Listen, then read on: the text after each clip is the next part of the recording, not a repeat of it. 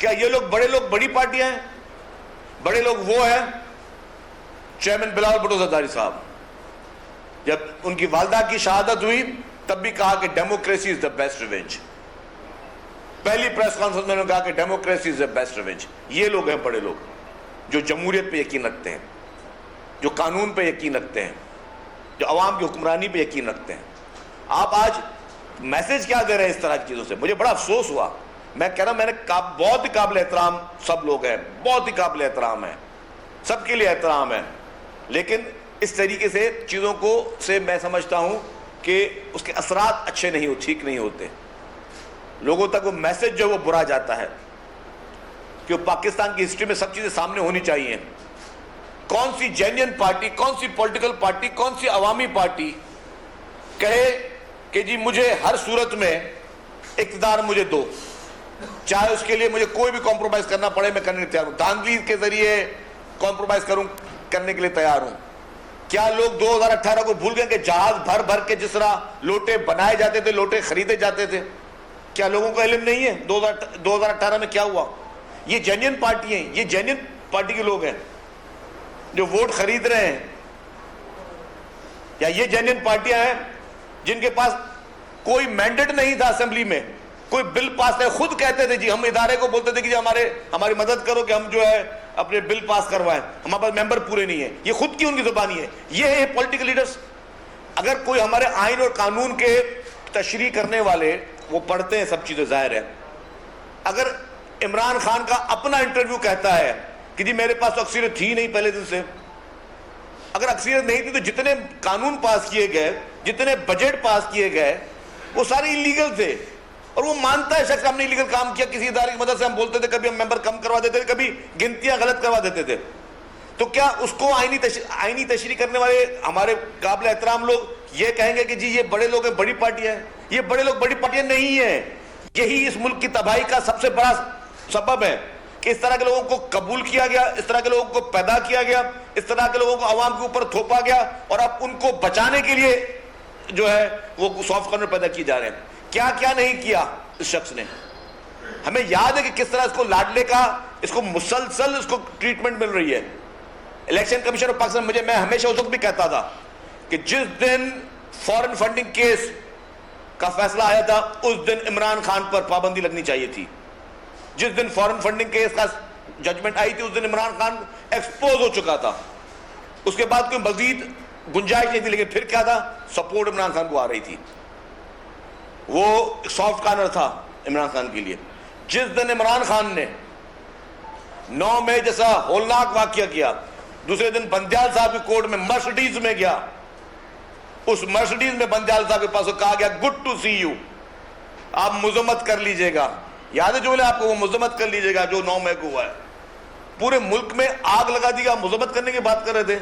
आपके कौमी इदारों को, आपके पीटीवी को, आपके रेडियो पाकिस्तान को, आपकी एम्बुलेंसेस को, आपकी बसेस को, आपकी इमलाक को, आपके कायदे आज़म मोहम्मद अली जिन्ना के घर को, आपके फौजी इमलाक को, उनको नुकसान पहुंचाएगा।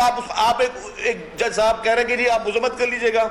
क्या ये कानून, ये नौजवान को हम देखे जा रहे हैं कि जी ठीक है, आज उसकी एक हवा चल रही है, नौजवानों को गलत तरीके से सोशल मीडिया के जरिए एक गलत पैगाम पहुंचाया जा रहा है, मनफी उनको नेगेटिविटी पैदा की जा रही है।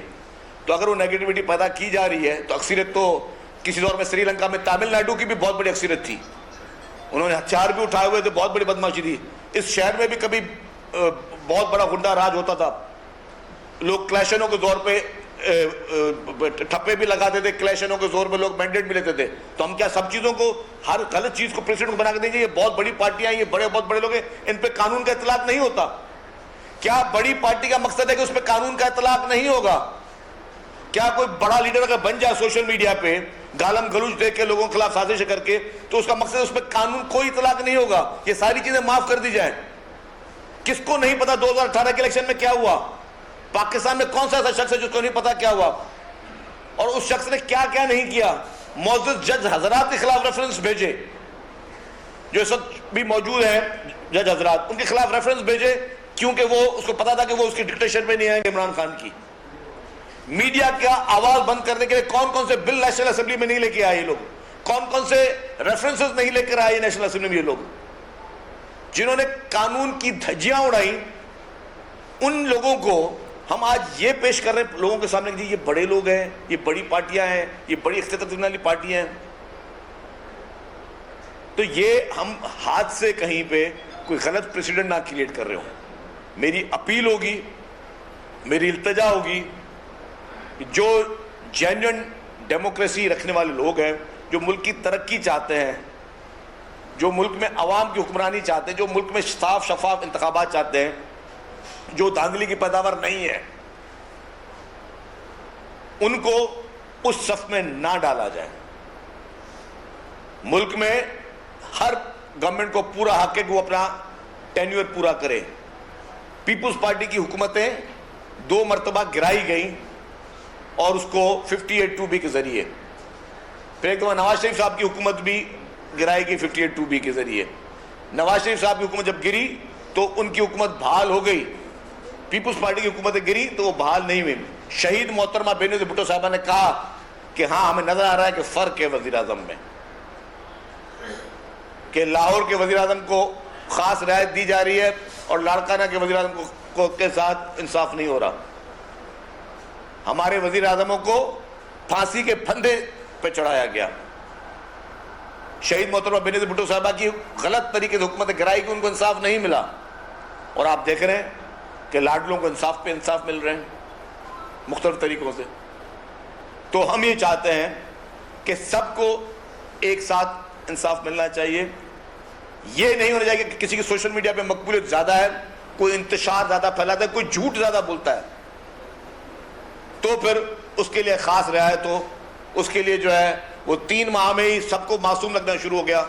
मेमोरी इतनी ज़्यादा डिलीट अपनी जो है डिलीट ना करें, मेहरबानी करके उसके कारनामे याद करें कि उसने 3.5 साल उसका तर्ज हुक्मरानी क्या था, कि जो टॉक शो पे उसके खिलाफ बात करता था दूसरे दिन उसको नैब का नोटिस होता था, वो अरेस्ट होता था, उसके घरों पे छापे पड़ते थे, उनकी फैमिलीज को जलील किया जाता था जो उससे किसी से मुनकर हो।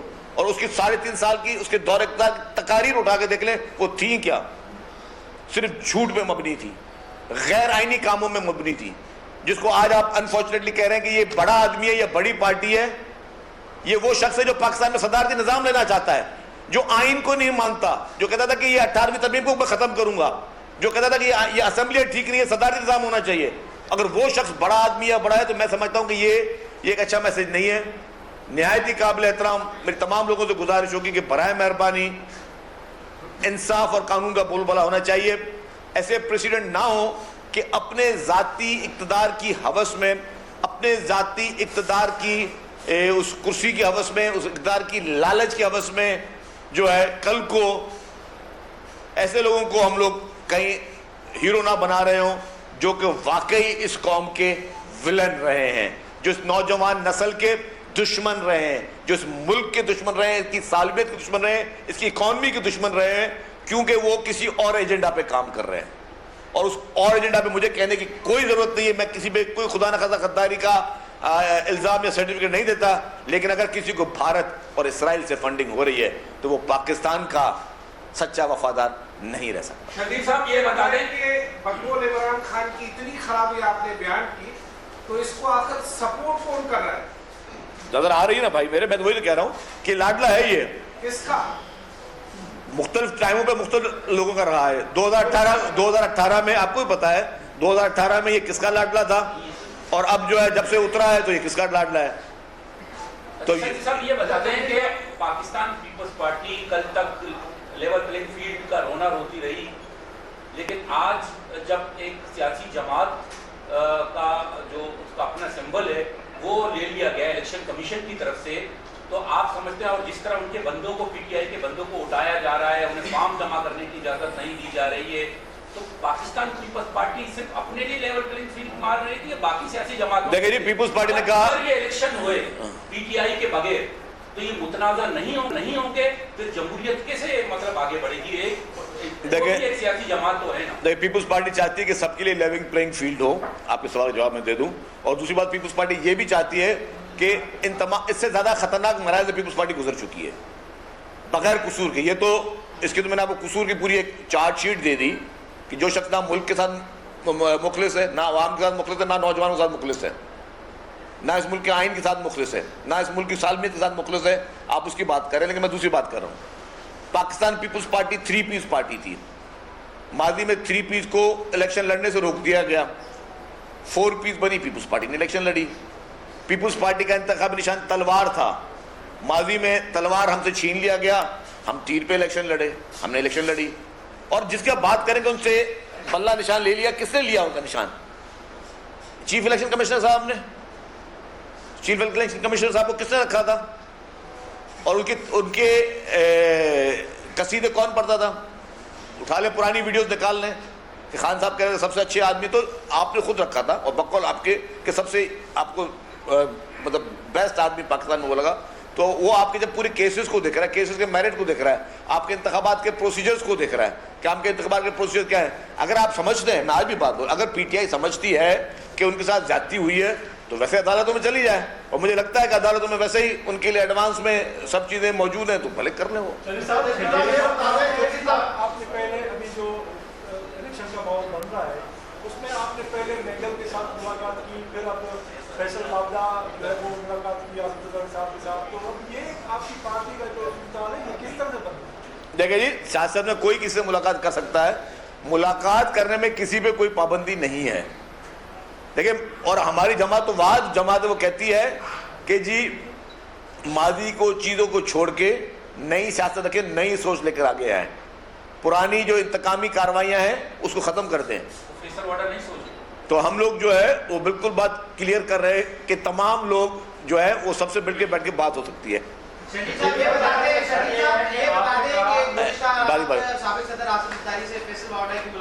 वो तो बात होगा सब, वो मुझे नहीं पता जी। हाँ, अभी तो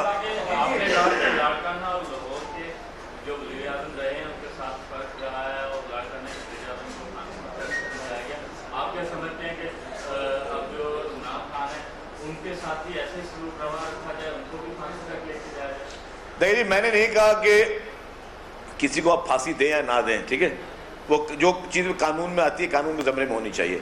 हमने कभी किसी के फांसी का मुतालबा नहीं किया कि जी इमरान खान को फांसी दे, खुदा न खासा है किसी को भी।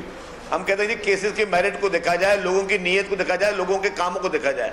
पाकिस्तान का कौन सा शख्स नहीं समझता कि साइफर की आड़ में इमरान खान ने अपने पाकिस्तान के एक जो फॉरेन रिलेशनशिप है उसको कॉम्प्रोमाइज़ किया।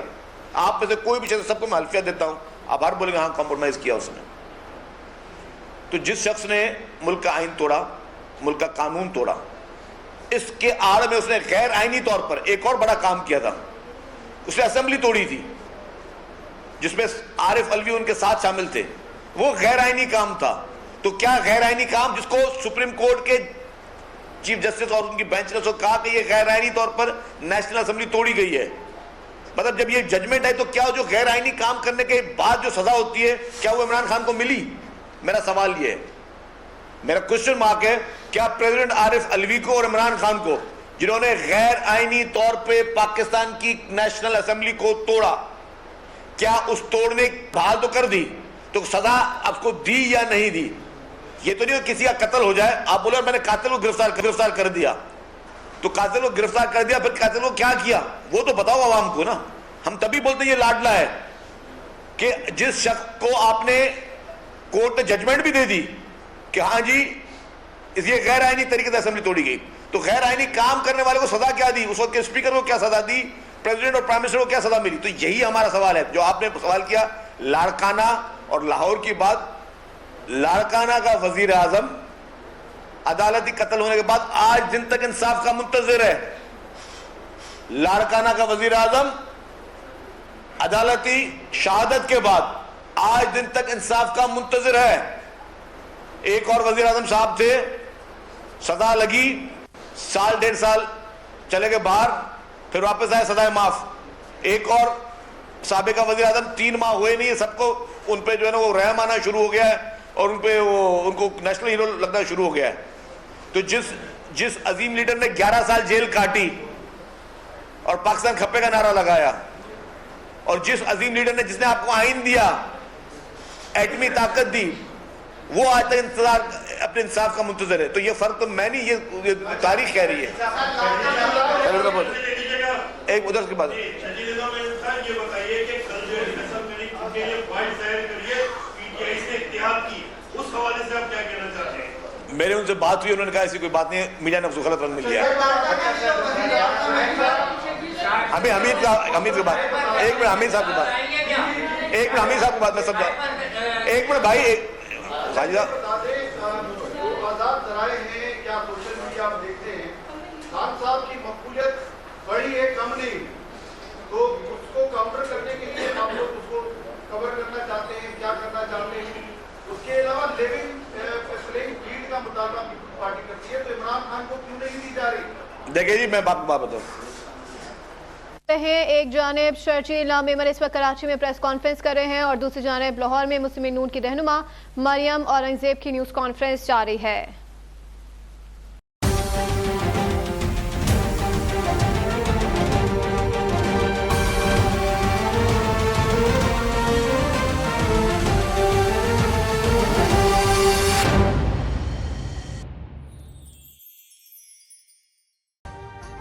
अभी सब्सक्राइब करें ताकि कोई खबर रह न जाए।